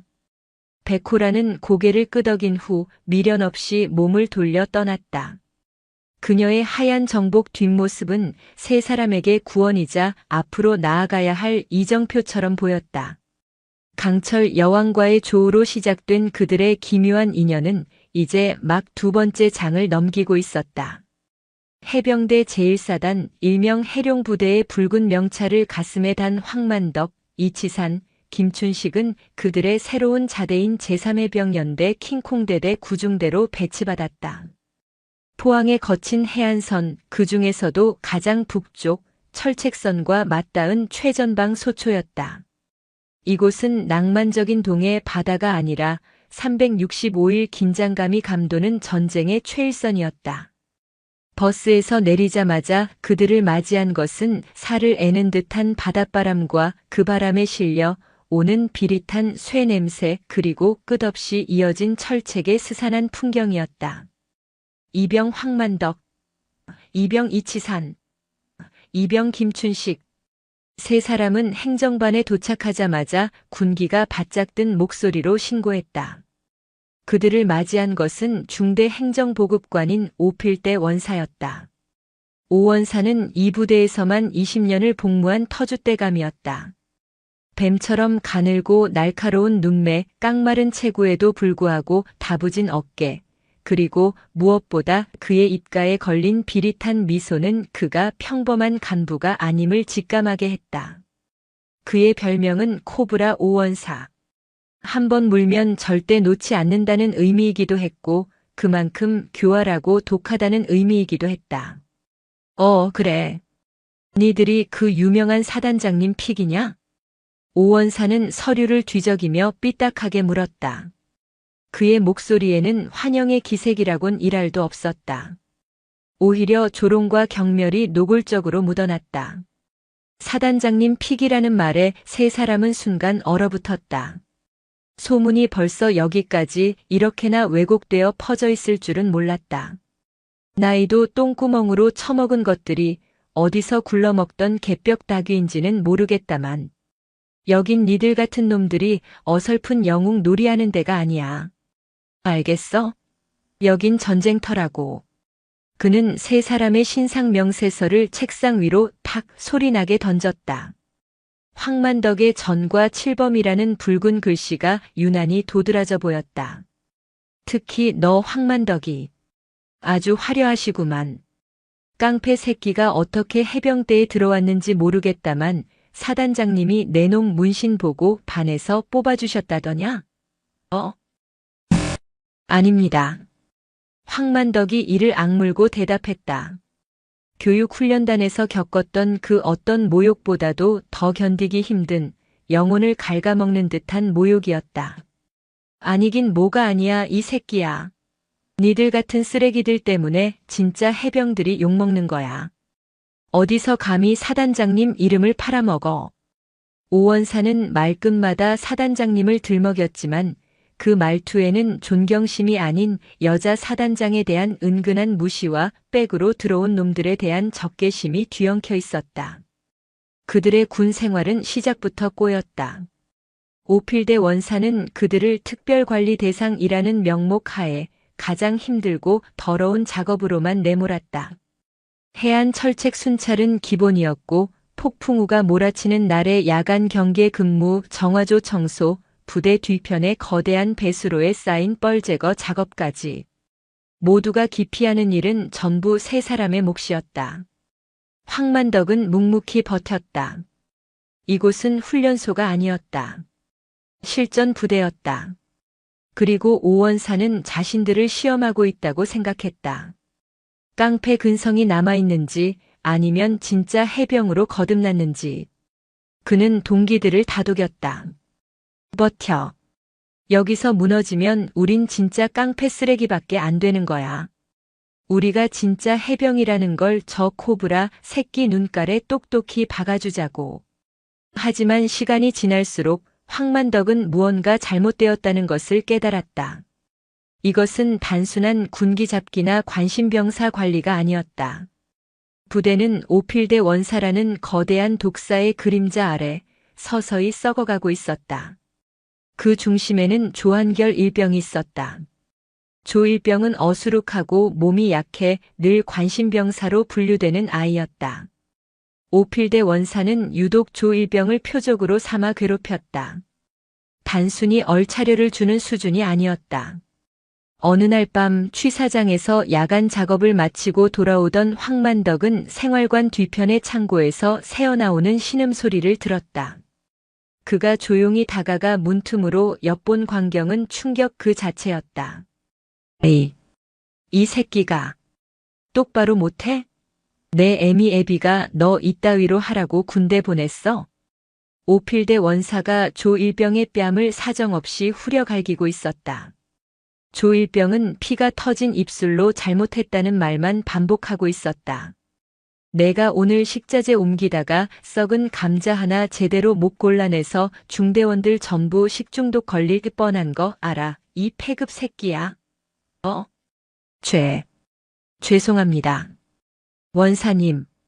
한 번만. 이 새끼가 아직도 정신을 못 차렸네. 오원사는 옆에 있던 뜨거운 물이 담긴 주전자를 들었다. 그는 비열하게 웃으며 조 일병의 전투복 위로 뜨거운 물을 조금씩 붓기 시작했다. 아, 뜨겁습니다. 원사님. 정신 차리라고 이 새끼야. 이 정도 열기도 못 버티는 놈이 전쟁 나면 총은 잡겠어? 이게 다 널 위한 특별 교육이야. 안 그래? 그것은 교육이 아니었다. 명백한 가혹행위이자 한 인간의 영혼을 파괴하는 행위였다. 황만덕은 당장이라도 문을 박차고 들어가 오원사의 턱을 날려버리고 싶었다. 그의 손이 분노로 부들부들 떨렸다. 깡패 시절 그가 가장 경멸했던 짓이 바로 약자를 상대로 이렇게 비열하게 구는 놈들이었다. 그때 이치산이 뒤에서 황만덕의 어깨를 꽉 잡았다. 참아, 만덕아. 지금 들어가면 우린 그냥 상관 폭행범이 되는 거야. 저 새끼가 노리는 게 그거일지도 몰라. 이치산의 눈은 냉철했다. 그는 상황을 꿰뚫어 보고 있었다. 저건 가혹행위가 아니야. 저 새끼 지금 뭔가 다른 꿍꿍이가 있어. 조 일병을 왜 저렇게까지 몰아세우는 거지? 그들의 의문은 며칠 뒤 풀렸다. 부대로 배급되는 유류와 부식식 자재의 장부와 맞지 않는다는 것을 이치산이 발견한 것이다. 그는 과거 조직의 자금책 역할을 했던 경험으로 숫자에 유난히 밝았다. 이상해. 매주 들어오는 경유가 최소 1드럼씩 비어. 쌀도 마찬가지야. 최고급 해룡미가 들어와야 하는데 병사들 식판에는 푸석한 정부미가 올라와. 김춘식이 끼어들었다. 그거. 저번에 조일병이 그러는데 오원사님이 자기한테 특별한 심부름을 시킨다고 했어요. 밤에 몰래 트럭에 뭔가를 싣는 걸 도와달라고. 거절했더니 그때부터 저렇게 괴롭힘이 심해졌다고. 퍼즐이 맞춰졌다. 오필대 원사는 군수 물자를 빼돌려 민간업자에게 팔아넘기고 있었다. 조일병은 그 심부름을 강요받았고 양심의 가책을 느껴 거절하자 오원사가 폐급 병사라는 낙인을 찍고 본보기로 괴롭히고 있었던 것이다. 자신들의 특별 작업 역시 부대원들의 시선을 다른 곳으로 돌리기 위한 연막이었을 가능성이 높았다. 개새끼. 황만덕의 입에서 거친 욕설이 터져나왔다. 해병대 정신을 운운하던 새끼가 뒤로는 제복 입은 도둑놈이었어. 병사들 밥이랑 기름을 훔쳐서 자기 배를 채우고 있었던 거야. 분노가 머리끝까지 치밀었다. 하지만 동시에 절망감도 밀려왔다. 상대는 20년 짬밥의 원사였다. 이 부대의 모든 장교와 부사관들은 그를 살아있는 전설처럼 떠받들고 있었다. 신병, 그것도 전과자 깡패 출신인 자신들의 말을 누가 믿어줄까? 어떻게 하지? 이대로 뒀다가는 조일병이 정말 죽을지도 몰라. 김춘식이 울먹이며 말했다. 증거를 잡아야 해. 이치산의 눈이 번뜩였다. 저 새끼가 물건 빼돌리는 현장을 덮쳐야 해. 그리고 이 사실을 알릴 유일한 분에게 보고해야 한다. 세 사람의 시선이 동시에 한 곳을 향했다. 그들의 머릿속에 지옥의 훈련소를 수료하던 날 눈부신 흰색 정복을 입고 서 있던 한 사람의 모습이 떠올랐다. 강철의 여왕, 백호란 사단장. 황만덕이 주먹을 굳게 쥐었다. 좋다. 그 코브라 새끼, 우리가 이빨을 다 뽑아버리자. 사단장님께서 우리에게 주신 이 붉은 명찰의 명예를 걸고 저 썩어 빠진 독사를 끌어내린다. 지옥주보다 더 지독한 진짜 지옥의 한복판에서 3명의 신참 해병들은 그들의 첫 번째 작전을 계획하기 시작했다. 그것은 그들의 인생을 그리고 이 썩어 빠진 부대의 운명을 송두리째 바꿀 위험한 도박이었다. 작전명은 코브라 사냥이었다. 황만덕, 이치산, 김춘식은 자신들의 모든 감각을 총동원했다. 깡패 시절 먹잇감을 노리고 구역을 살피던 그들의 본능이 해병의 규율과 합쳐져 무섭게 날을 세우기 시작했다. 이치사는 부대의 모든 경계 근무표와 차량 운행 일지, 그리고 유류 및 부식 반입 반출 기록을 몰래 빼내어 대조했다. 그의 머릿속은 거대한 데이터베이스처럼 움직였다. 매주 목요일 야간 23시에서 1시 사이. 이때가 유일하게 CCTV 사각지대인 후문 보급로의 차량 출입 기록이 비어. 그리고 공교롭게도 그때마다 조일병이 특별 정신교육이라는 명목으로 오원사에게 불려갔어. 김춘식은 특유의 넉살과 빠른 눈치로 취사반과 수송반 병사들에게 접근했다. 그는 나이 많은 신병이라는 독특한 위치를 이용해 선임들의 경계심을 풀고 정보를 캐냈다. 취사반장은 오원사가 무서워서 벌벌 떨고 있습니다. 매주 목요일 밤마다 최고급 고기와 쌀을 따로 빼놓으라는 지시를 받는다고 합니다. 그걸 받는 민간 트럭이 한 대 있다고. 황만덕은 행동파였다. 그는 이치산이 지목한 목요일 23시를 확인하기 위해 일부러 규율 위반을 저질러 야간 배수로 청소 작업을 자처했다. 칠흑 같은 어둠 속 뻘냄새가 진동하는 배수로에 몸을 숨긴 채 그는 후문 보급로를 감시했다. 그리고 마침내 목요일 23시 30분. 라이트를 끈 의문의 1톤 트럭 한 대가 후문으로 조용히 들어서는 것을 목격했다. 오필대 원사가 직접 나와 문을 열었고 취사반과 보급창고에서 나온 몇몇 병사들이 무언가를 재빨리 트럭에 실었다. 조한결 일병도 겁에 질린 얼굴로 그들 틈에 끼어 있었다. 황만덕은 자신의 손목시계형 전술 카메라 해병대 수색대 훈련용으로 지급된 물품을 이치산이 몰래 빼돌려 개조한 건로 그 모든 광경을 빠짐없이 녹화했다.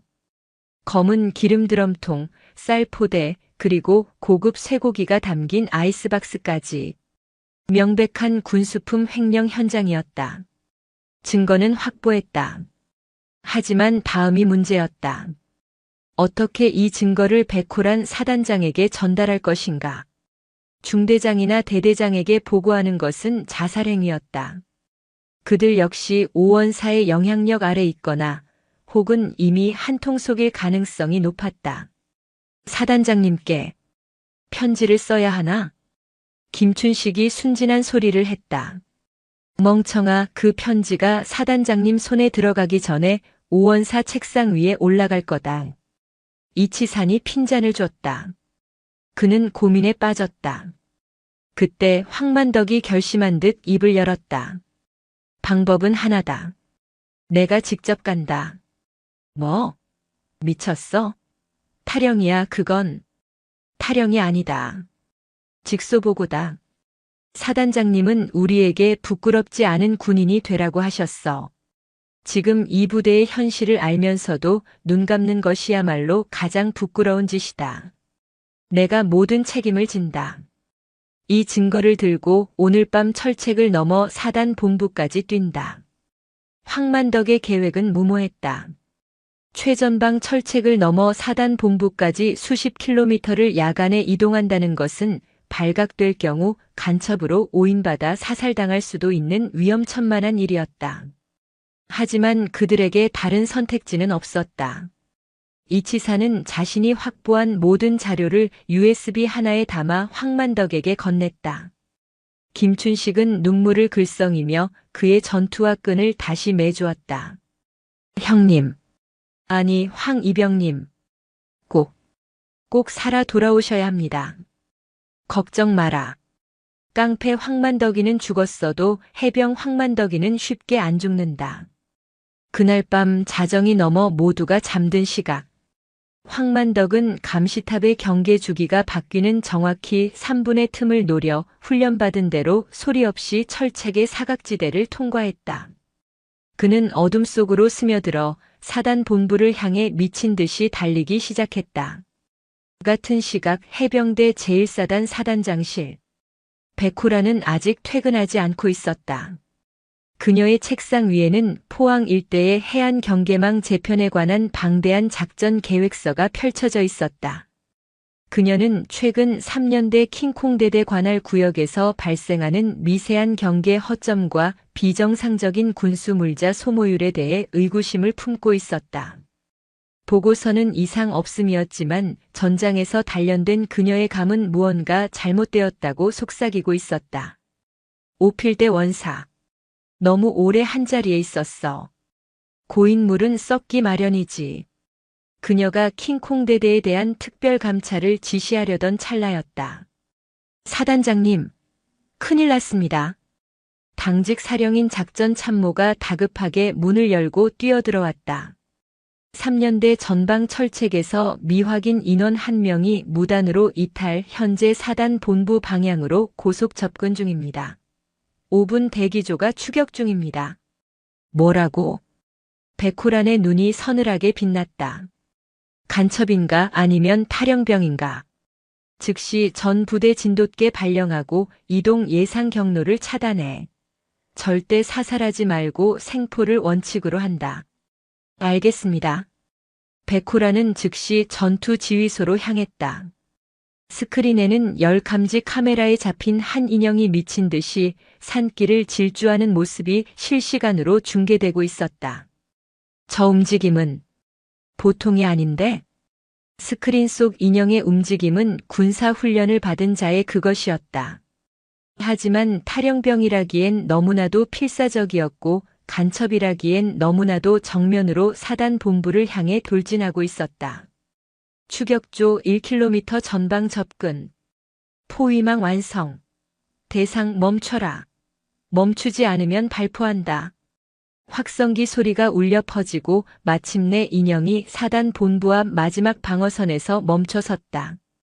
서치라이트가 그를 비추자 5분 대기조 해병들이 일제히 그를 덮쳤다. 꼼짝 마. 이 새끼야. 인형은 격렬하게 저항했다.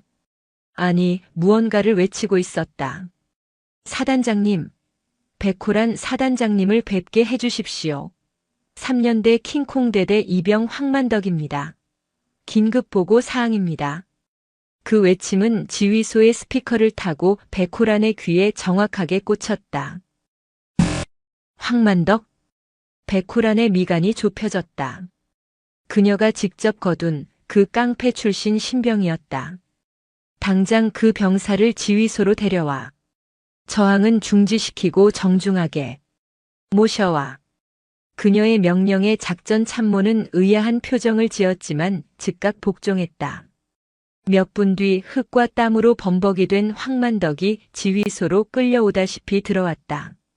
그는 숨을 헐떡이면서도 백호란을 보자마자 모든 힘을 짜내어 경례를 붙였다. 필승, 이병황, 만, 덕, 사단장님께 긴급 보고를. 그는 말을 채 끝맺지 못하고 품속에서 비닐로 겹겹이 싼 USB 하나를 꺼내 들었다. 그리고는 그대로 정신을 잃고 쓰러졌다. 백호란은 쓰러진 황만덕과 그가 내민 USB를 차가운 눈으로 번갈아 보았다. 지휘소의 공기는 얼음장처럼 차갑게 얼어붙었다. 그녀는 조용히 USB를 집어들었다. 의무관, 당장 이 병사를 의무실로 옮겨. 그리고 작전 참모. 예, 사단장님. 자네, 혹시 미행이라고 하나? 백호란의 입가에 섬뜩한 미소가 걸렸다.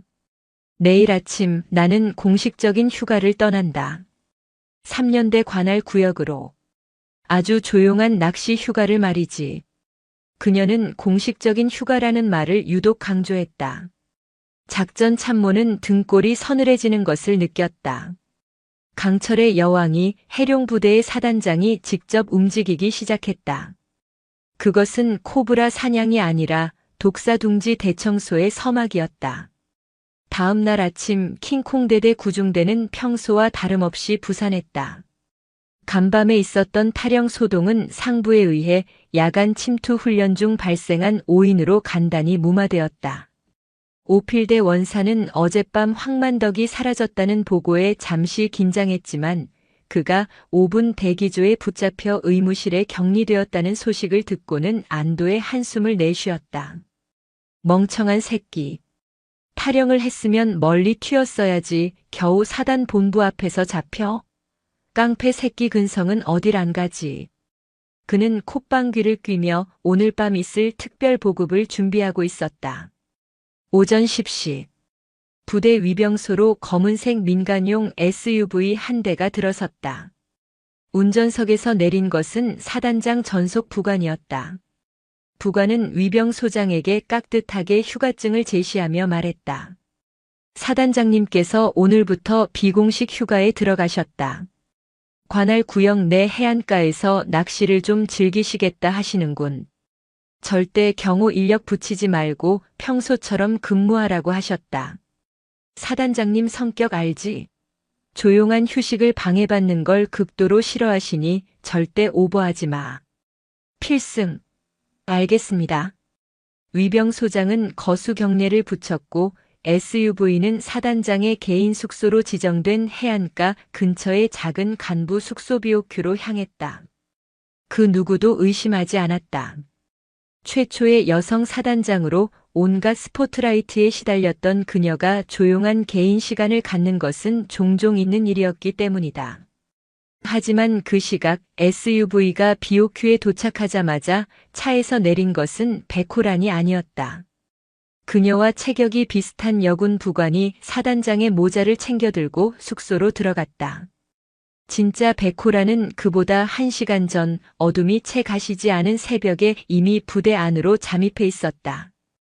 그녀가 이용한 것은 다름 아닌 식자재를 납품하는 민간 트럭의 짐칸이었다.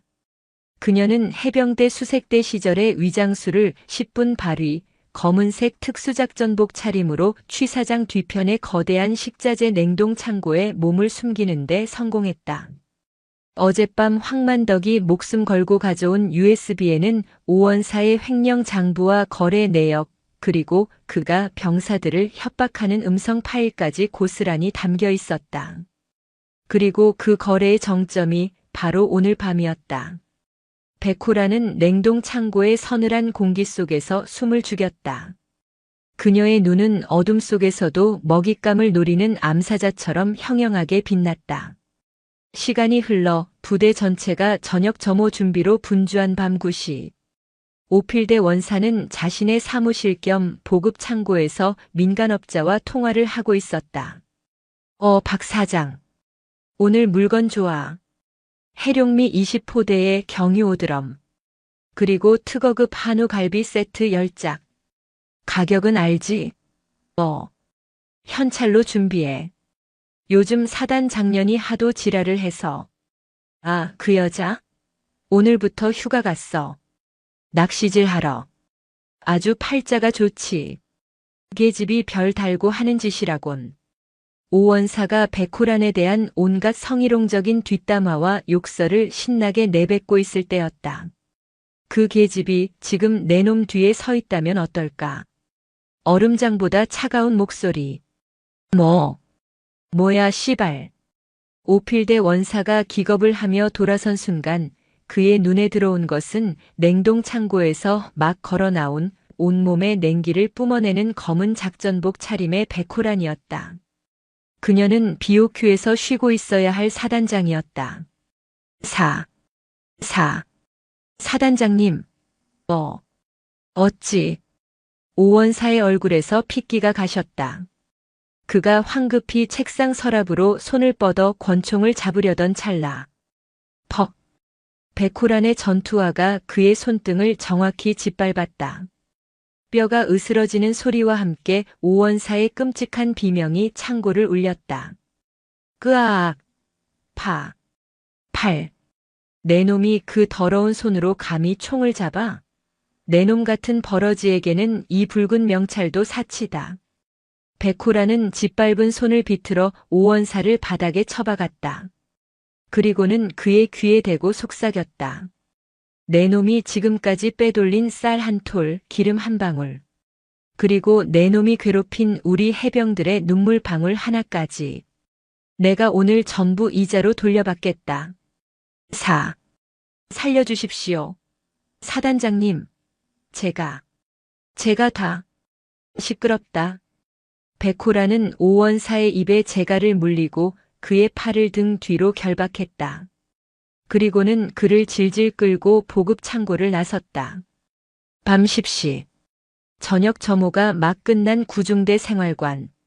병사들이 막 잠자리에 들려던 순간 생활관의 모든 스피커가 찢어지는 듯한 하울링과 함께 켜졌다. 구중대 전 병력 주목. 백호란의 목소리였다. 모든 병사들이 침상에서 벌떡 일어났다. 지금 즉시 전원 연병장으로 집합한다. 복장은 전투복 전투화. 1분 준다. 실시. 병사들은 혼비백산하여 연병장으로 뛰쳐나왔다. 중대장과 행정보급관을 제외한 모든 병력이 순식간에 집합했다. 연병장 중앙에는 서치라이트가 환하게 켜져 있었고 그 중앙에는 두 눈이 가려지고 재갈이 물린 채 무릎 꿇린 오필대 원사와 그의 옆에 산처럼 쌓인 쌀포대 기름 드럼통 그리고 고급 한우 세트가 놓여 있었다. 이게 무슨. 병사들은 눈앞의 광경을 믿을 수 없었다. 그때 연병장 스피커를 통해 오필대 원사와 민간업자의 통화 내용이 울려 퍼지기 시작했다. 자신들을 위해 쓰여야 할 군수품을 빼돌리는 모의, 그리고 사단장에 대한 온갖 추잡한 욕설까지. 내 놈 같은 쓰레기들 때문에 진짜 해병들이 욕먹는 거야. 이게 다 널 위한 특별 교육이야. 심지어 오원사가 평소에 했던 말들, 조일병을 협박하던 음성 파일까지 연이어 터져나왔다. 병사들의 얼굴은 경악에서 분노로 그리고 배신감으로 일그러졌다. 모든 녹음 파일이 끝나자 백호란이 연병장 단상 위로 걸어 올라왔다. 그녀는 여전히 검은 작전복 차림이었다. 그녀의 손에는 마이크 대신 해병대의 상징인 붉은 깃발이 들려 있었다. 제군들. 나는 오늘 제군들에게 묻는다. 그녀의 목소리는 스피커를 타고 밤하늘을 갈랐다. 이자가 말하던 진짜 해병이 이런 모습인가? 전우의 땀이 밴 보급품을 훔쳐 제 배를 채우고 약한 전우를 괴롭히며 그것을 교육이라 포장하고 심지어 자신이 충성을 맹세한 군과 지휘관을 능욕하는 것이 이것이 해병대인가? 아닙니다. 누군가의 외침을 시작으로 모든 병사들의 분노가 터져나왔다. 아닙니다. 절대 아닙니다. 백호라는 오필대 원사에게 다가가 그의 눈가리개와 재갈을 벗겼다. 오 원사는 수백 명의 부하들이 자신을 향해 쏟아내는 경멸과 분노의 시선을 마주하고는 공포에 질려 몸을 떨었다. 오필대 원사. 내 놈은 해병대의 명예를 더럽혔다. 내 놈은 전우를 배신했다. 내 놈은 조국을 배신했다. 백호라는 옆에 있던 의무실 침대에 누워있던 황만덕과 그 옆에 부축을 받고 서 있는 조한결 일병을 가리켰다. 저기 목숨을 걸고 너의 범죄를 고발한 황만덕 이병과 너의 가혹행위를 견뎌낸 조한결 일병이 있다. 저들이야말로 내 놈이 훔친 쌀 한 톨보다 내 놈의 썩어빠진 20년 경력보다 1000배 만배는 더 고귀한 진짜 해병이다. 그녀는 오 원사의 가슴에 달린 오필대라는 붉은 명찰을 향해 손을 뻗었다. 그리고는 망설임 없이 그것을 잡아 뜯어냈다. 명찰이 뜯겨나가며 전투복이 찢어지는 소리가 연병장에 울렸다. 내 놈은 이 붉은 명찰을 달 자격이 없다. 지금 이 순간부로 오필대는 해병대에서 파면한다. 헌병대는 이자를 군사법원으로 압송하라. 서치라이트 불빛 속에서 대기하고 있던 헌병들이 달려 나와 오필대 원사를 끌고 갔다. 그는 사단장님, 잘못했습니다. 살려주십시오. 라고 울부짖었지만 그 소리는 병사들의 우렁찬 함성 소리에 묻혀버렸다. 모든 상황이 정리되자 백호라는 단상 위에서 붉은 깃발을 높이 치켜들었다. 썩은 것은 도려냈다. 다시 시작한다. 가장 강하고 가장 정의로운 해병대. 그것이 내가 이곳에 있는 이유다. 알겠나? 알겠습니다. 수백 명의 해병들이 터뜨리는 함성은 부패의 둥지를 무너뜨리고 새로운 해룡의 부활을 알리는 천둥소리처럼 포항의 밤바다를 뒤흔들었다.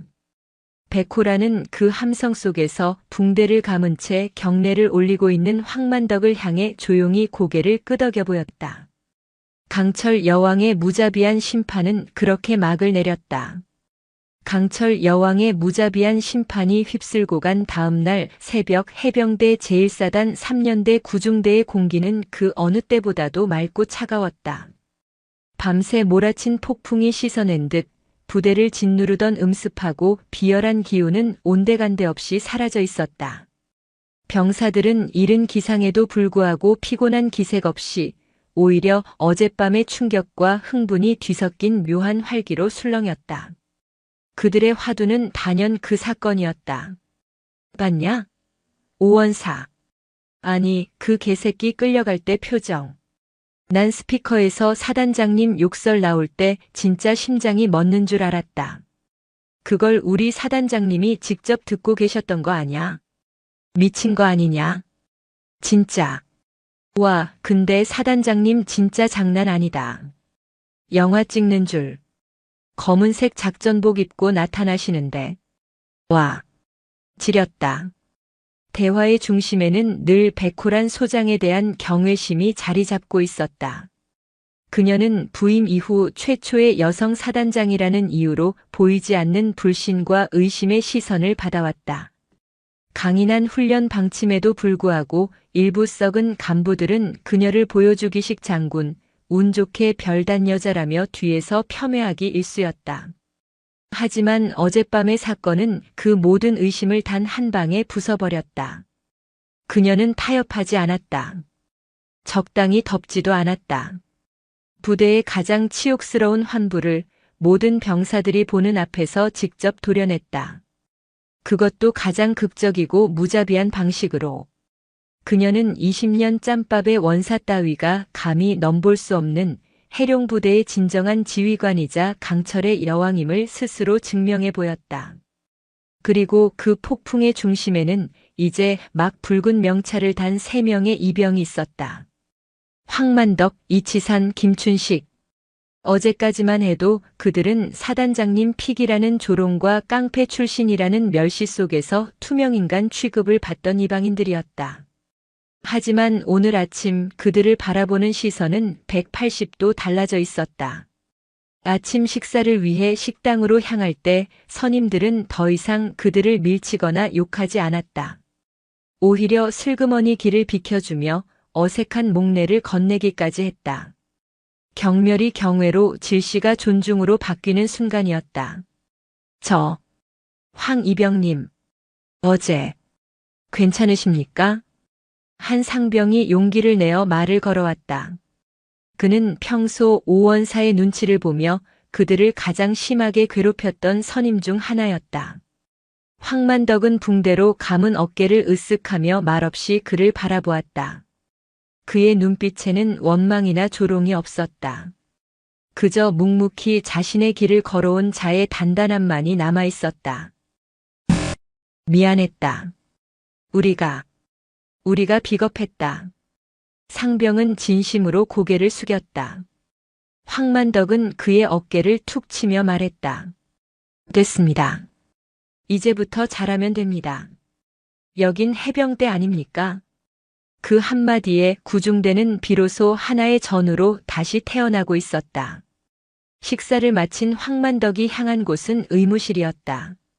그곳에는 어젯밤의 충격에서 아직 벗어나지 못한 조한결 일병이 누워 있었다. 조 일병은 창백한 얼굴로 링거를 맞고 있다가 황만덕을 보자 화들짝 놀라며 몸을 일으키려 했다. 아, 황 이병님. 몸은 괜찮아. 넌 어때? 황만덕이 조 일병의 침대맡에 털썩 주저앉았다. 조 일병은 황만덕의 얼굴과 붕대를 번갈아 보더니 이내 참았던 눈물을 터뜨렸다. 죄송합니다. 저 때문에 황 이병님이. 내가 왜 죄송해? 우린 전우잖아. 전우가 개새끼한테 물려가는데 가만히 보고 있는 게 해병이냐? 황만덕은 투박한 손으로 조 일병의 머리를 헝클어뜨렸다. 고맙습니다. 정말 고맙습니다. 저 황 이병님 아니었으면 정말 죽었을지도 모릅니다. 다 끝났어. 이제 아무도 너 못 괴롭혀. 사단장님이 그렇게 만들었으니까. 그러니까 너도 이제 어깨 펴. 넌 패급이 아니야. 불의에 맞서 끝까지 버텨낸 용기 있는 해병이야. 황만덕의 말에 조일병은 아이처럼 목 놓아 울었다. 그 울음소리는 지난 몇 달간 그를 짓눌렀던 공포와 수치심을 씻어내는 정화의 소리였다. 그날 오후 해룡부대 연병장에는 3년대 전 장병이 도열했다. 어젯밤의 어둠과 분노가 가라앉은 자리, 뜨거운 가을 햇살 아래 백호란 소장이 다시 단상 위에 섰다. 이번에는 검은 작전복이 아닌 각 잡힌 해병대 정복 차림이었다. 그녀의 어깨에 빛나는 두 개의 별은 그 어느 때보다도 무겁고 찬란해 보였다. 제군들, 어제 우리는 해룡부대의 치부를 목격했다. 그녀의 목소리는 조용했지만 마이크를 타고 연병장 구석구석까지 명확하게 울려 퍼졌다. 썩은 살은 도려냈다. 하지만 상처는 남았다. 이 상처를 어떻게 치유하고 새 살이 돋게 하느냐는 오늘 이 자리에 선 우리 모두의 몫이다. 병사들은 숨소리 하나 내지 않고 그녀의 말에 귀를 기울였다. 나는 오늘부로 제1사단 전체의 군수 시스템을 전면 개혁한다. 모든 보급 절차는 투명하게 공개될 것이며 단 한 톨의 쌀, 단 한 방울의 기름도 부정한 곳에 쓰이는 것을 용납하지 않을 것이다. 또한 병영 내 모든 형태의 부조리와 가혹행위를 근절하기 위한 사단장 직소 신고 채널, 일명 해룡의 눈을 개설한다. 어떤 직책의 간부도 이 채널을 검열할 수 없으며 모든 신고는 24시간 내로 내게 직접 보고될 것이다. 파격적인 선언이었다. 병사들의 눈이 놀라움으로 빛났다. 철옹성 같던 부조리의 벽에 거대한 문이 열리는 순간이었다. 그리고 어젯밤의 영웅들. 백호란이 단상 아래 대열의 가장 끝에 서 있던 3명의 이병을 불렀다. 이병 황만덕, 이병 이치산, 이병 김춘식. 앞으로. 3사람은 긴장된 표정으로 연병장 중앙 수천 명의 시선이 집중된 단상 앞으로 걸어나갔다. 백호라는 단상에서 내려와 그들 앞에 섰다. 황만덕 이병. 이병. 황. 만. 덕. 자네는 어젯밤 명령 불복종과 부대 무단 이탈이라는 중죄를 저질렀다. 군법에 따르면 자네는 지금 이 자리가 아니라 군사재판소에 서 있어야 마땅하다. 연병장의 싸늘한 긴장감이 흘렀다. 황만덕은 입술을 깨물었다. 하지만 백호라는 잠시 숨을 골랐다. 자네의 그 무모한 타령은 수백 명의 전우를 구하고 썩어빠진 군 기강을 바로 세우며 해병대의 명예를 지켰다. 법은 규율을 지키기 위해 존재하지만 해병대의 정신은 전우를 지키기 위해 존재한다. 자네는 규율을 어겼으나 가장 위대한 해병의 정신을 실천했다.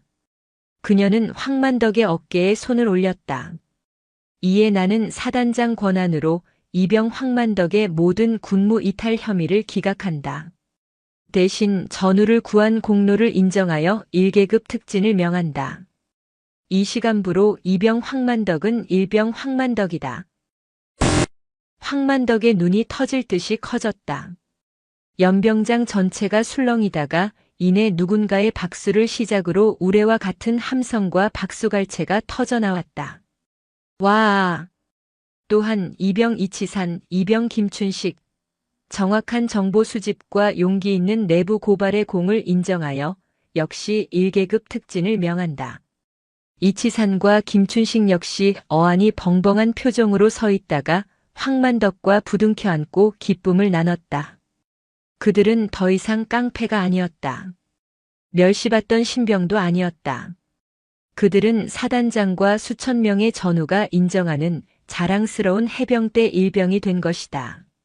며칠 후 황만덕, 이치산, 김춘식은 사단장실로 정식 호출을 받았다. 교육훈련단 체육관도 킹콩대대 연병장도 아닌 해룡부대의 심장부였다. 광활한 사단장실, 벽면을 가득 채운 작전 지도와 무적 해병이라는 거대한 휘호가 그들을 압도했다. 백호라는 책상에 앉아 그들이 가져온 서류를 검토하고 있었다. 그녀가 고개를 들자 3사람은 완벽한 자세로 경례를 올렸다. 필승, 일병 황만덕, 외 2명 사단장님 호출받고 명받았습니다. 앉아라. 백호라는 딱딱한 의자를 가리켰다. 그녀의 눈은 어젯밤의 격정은 온데간데 없이 다시 얼음장처럼 차가운 지휘관의 그것으로 돌아와 있었다. 특진을 축하한다. 하지만 이걸로 모든 게 끝났다고 생각하면 오산이다. 너희들이 걷어낸 건 썩은 뿌리의 잔가지 하나에 불과하다. 오필대 같은 벌어지는 이 군대에 어쩌면 우리 사단 내에도 아직 남아있을지 모른다. 그녀는 자리에서 일어나 창밖의 연병장을 바라보았다. 너희들의 과거 이력을 봤다. 황만덕 조직의 행동대장, 이치산 자금책, 김춘식 정보수집원. 아주 쓸모없는 재주는 아니더군. 그녀가 몸을 돌려 그들을 바라보았다. 그녀의 눈빛이 묘하게 빛나고 있었다. 너희들의 그 재주 이제부터 나와 조국을 위해 써볼 생각은 없나? 무슨 말씀이신지 이치산이 조심스럽게 물었다. 나는 해룡의 눈을 단순한 신고 채널로 둘 생각이 없다. 나는 이 부대의 썩은 곳을 찾아내 먼저 도려낼 나만의 메스가 필요하다. 백호라는 책상 위에서 새로운 임명장 3개를 집어들었다. 오늘부로 황만덕, 이치산, 김춘식 일병을 사단장 직속 특별감찰반 스페셜 인스펙션 팀 요원으로 임명한다. 너희들의 임무는 이 해룡부대 내에 숨어있는 모든 부조리와 비리, 부패를 색출하는 것이다. 계급 고하를 막론하고 그 어떤 성역도 없이 오직 나에게만 직보한다. 그것은 파격적인 제안이었다. 교도소 담벼락을 넘나들던 그들의 어두운 기술을 이제는 군대의 정의를 바로 세우는데 쓰라는 것이었다. 그것도 사단장의 비밀 부대로서. 황만덕은 떨리는 손으로 임명장을 받아들었다. 그것은 붉은 명찰보다도 더 무거운 강철 여왕의 절대적인 신임이었다. 사단장님, 저희 같은 놈들을 믿으십니까? 황만덕이 간신히 물었다. 백호라는 그의 눈을 똑바로 쳐다보며 말했다. 나는 너희들의 과거를 믿지 않는다. 나는 너희들이 천자봉에서 보여준 전우회와 어젯밤 목숨을 걸고 지켜낸 해병대의 명예를 믿는다. 너희는 깡패가 아니다. 내 해병이다. 황만덕과 이치산, 김춘식은 서로를 바라보았다. 그리고는 약속이나 한 듯 임명장을 가슴에 품고 무릎을 꿇었다. 일병 황만덕, 일병 이치산, 일병 김춘식, 사단장님의 칼이 되겠습니다. 이 목숨 다 바쳐 해병대의 명예를 더럽히는 모든 적들을 베어내겠습니다. 필승. 세 남자의 굳은 맹세가 사단장실을 울렸다. 백호라는 그들을 바라보며 아주 희미한 미소를 지었다. 좋다. 지금부터 너희들의 첫 번째 임무를 하달한다. 그녀는 벽에 걸린 작전 지도 중 이연대 관할 구역을 손가락으로 가리켰다. 최근 이연대의 유류 소모량이 훈련량에 비해 비정상적으로 높다는 보고가 있다. 현지 보고서는 장비 노후화로 인한 누유라더군. 가서 그 누유의 실체를 직접 확인해와라. 황만덕, 이치산, 김춘식의 눈빛이 동시에 날카롭게 변했다. 그들은 더 이상 어설픈 신병이 아니었다. 어둠 속에서 더 빛나는 강철 여왕의 가장 은밀하고 위험한 칼날, 해룡의 눈으로 다시 태어나는 순간이었다. 그들의 진짜 전쟁은 이제 막 시작되고 있었다. 오늘도 인생지의 말씀을 잘 들어주셔서 감사합니다.